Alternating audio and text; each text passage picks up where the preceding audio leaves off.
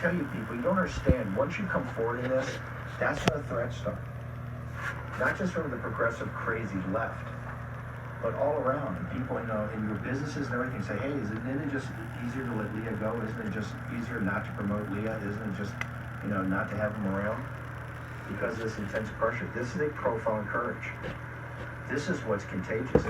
She stepped forward at Gettysburg on the 25th of November. And that is why today we have some momentum. Because of an American citizen like Leah Hoops. This is what a fourth turning is all about. Remember, all these people that are totally obscure all now start to come onto the world stage, right? Because when it's your moment, you're going to have a decision. I can either, wave off, or I can step forward. And fortune favors boldness. That was the motto of the Romans, of the Republic. Fortune favors the bold. I want to bring in now Leah Hoops from Bethel Township in Pennsylvania. Thank you.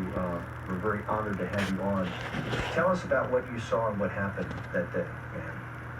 Well, first and foremost, it's quite humbling just to hear those words from you. So thank you so very much for bringing me on today.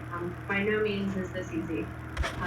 So where it all started was I was a poll watcher in my precinct, and from 7 o'clock in the morning and then on, there was nothing but issues with our scanners. One of them was actually broken down, and the other one, it would take 4 or 5 times to actually scan a ballot. And what had transpired was I was getting phone calls all day from my watchdog group and others in the county that they too were also having issues with their scanners as well across the county. And we couldn't get a hold of anyone on the election board to come and help us for hours. And then finally, when they did come, the problems were not resolved, and their statement from the voting warehouse supervisor was that there was an issue with the barcode, and that the barcodes were deformed. So it was never resolved, and they actually had a sheriff show up to our precinct with a new stack of ballots. It was about 500 ballots. And then from then on, it was craziness all day long.